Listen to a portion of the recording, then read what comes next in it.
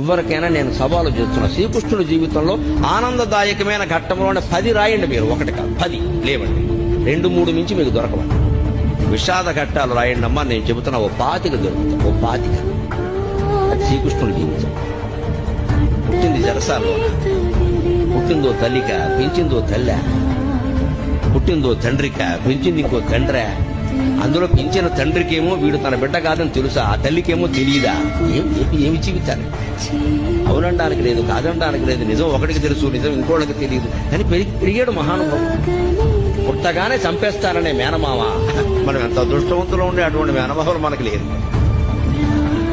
పుట్టని చంపేస్తారనే మేనమామ కత్తెట్టు కూర్చున్నాడు ఆ జైలు దగ్గర. అదే ఆ శ్రీకృష్ణుడి జీవితం. సార పురుషుడు అంటున్నారు కదా, మరి